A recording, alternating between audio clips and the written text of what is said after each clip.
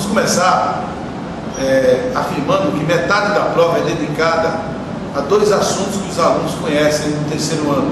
Aliás, os únicos dois assuntos do terceiro ano, que é pré-modernismo e modernismo.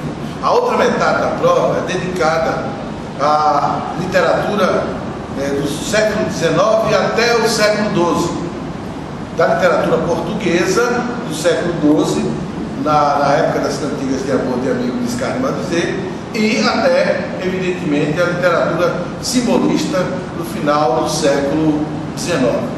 Mas, necessariamente, o Enem não cobra essas questões ligadas a datas, a características. Por exemplo, as cantigas de amor, para fazer estabelecer um contato entre o século XII, XIII e XIV com a modernidade, eles podem, por exemplo, encontrar nas letras dos autores, dos compositores da MPB, Chico Buarque de Holanda, por exemplo, Caetano Veloso, Gilberto Gil, Djavan. Eles fazem muitas composições com letras que são verdadeiras cantigas de amor e de amigo da Idade Média. Então pode haver essa ponte entre o trovadorismo e o modernismo brasileiro.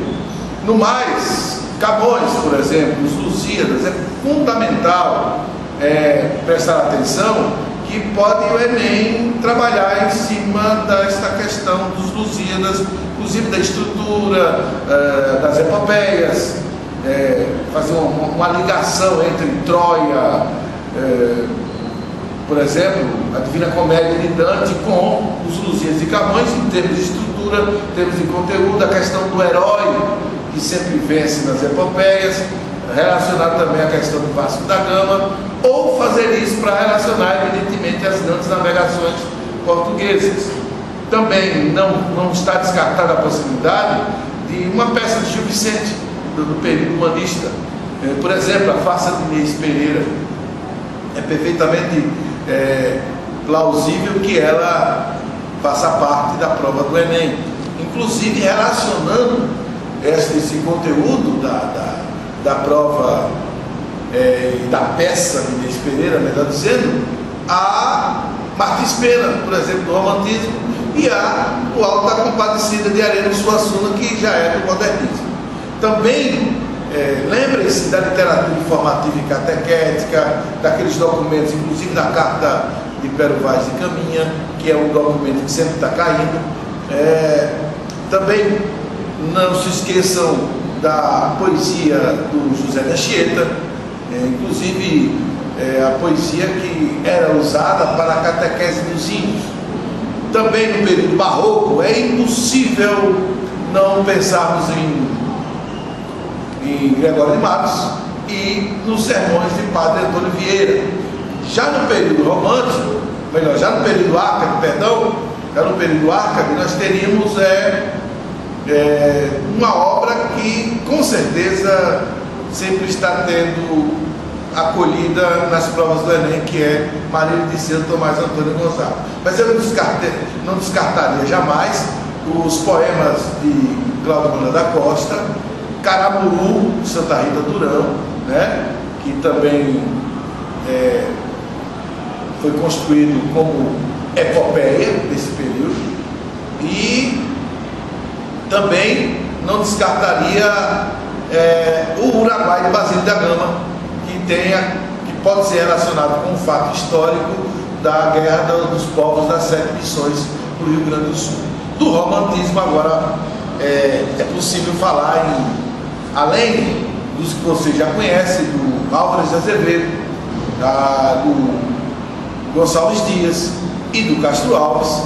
Lembrem-se dos romances de José de Alencar, que é o peso maior que nós teríamos nesse período. Notadamente os romances de Anista, Iracema, o Guarani e o Birajara, e 3 romances de Jorge Amado, que estariam relacionados à crítica a costumes e também aos chamados perfis de mulheres. Aurélia Camargo, de Senhora, de José de Alencar, o romance de Senhora de Alencar, Emília Duarte, de Diva, e não se esqueçam de Lúcia ou Maria da Glória, como queiram, do romance do romance Luciola, também do cearense Zé de Alencar. Além desses romances de Alencar, eu vejo com menor possibilidade cair, por exemplo, o Cabeleireiro de Franklin Távora, uma opção, né? Os romances o romance que virou a novela de maior audiência do planeta, que foi de Bernardo Guimarães, A Escrava Isaura. E também vejo assim como possibilidade de inocência de Visconde de Tuné. Fora isso, no romantismo eu já me referi às peças de Martins Pena relacionadas às de Gil Vicente e também relacionada à peça Alta Compadecida de Ariano Suassuna. Fora disso, minha gente, teríamos aí o realismo, Machado de Assis, peça obrigatória, Dom Casmurro, Memórias Póstumas de Brás Cubas, Quincas Borba, Esaú e Jacó e Memorial de Ares, qualquer um desses, mas basicamente pesando para, evidentemente, Memórias Póstumas e Dom Casmurro. Além disso, o Cortiço de Aloysio Azevedo, leitura obrigatória, leitura que é possível de estar na prova. Também, além do realismo, poderíamos ver o parnasianismo, a literatura parnasiana, que no geral tem Olavo Bilac como símbolo desse período, a literatura simbolista, que tem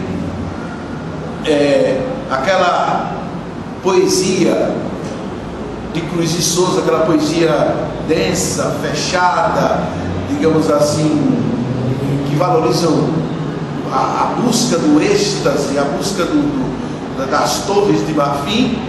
E, por fim, a literatura produzida no chamado período pré-modernista de Augusto dos Anjos, que engloba não só conquistas simbolistas, como engloba também a literatura moderna, antecipando inclusive pontos importantes da literatura moderna.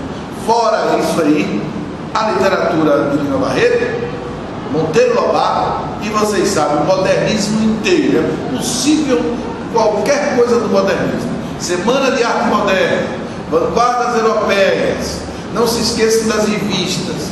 Você não pode esquecer também os movimentos, tanto a antropofagia, verde amarelismo, o movimento da ANTA e também o movimento Pau-Brasil. Oswald, Mário de Andrade, também Manuel Bandeira, amplamente explorado, tanto para textos de gramática como para textos representantes do modernismo. E aí você tem uma série de autores na sequência: Carlos Drummond de Andrade, Cecília Meirelles, Vinícius de Moraes, que são também muito explorados nessas provas de concursos, além dos autores nordestinos do romance de 30, desde Jorge Amado até o José Abelio de Almeida, passando pela Raquel de Queiroz e também o autor gaúcho Érico Veríssimo. E, lógico, para encerrar, os romances ligados à terceira fase, todos eles centrados na questão da linguagem experimental, que é o caso de João Guimarães Rosa, e também ligado à introspecção, ao mergulho na alma do ser humano, que vocês sabem faz muito bem isso. Autora de romances que valorizam a introspecção, a exemplo de A Hora da Estrela.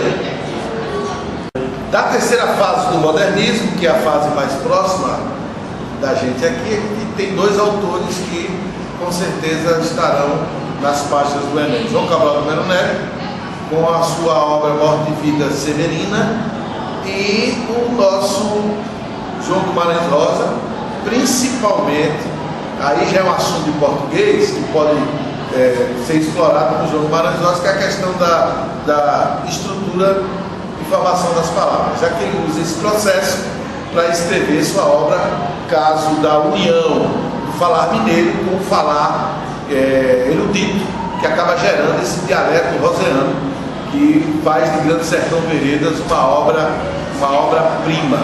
E, claro, não pode faltar a questão do concretismo, não pode faltar a questão da poesia marginal, da poesia visual e todo este arcabouço de autores e autoras que aqui, de 1960 para cá, tentaram reformular e colocar em prática o ideário da Semana de Arte Moderna.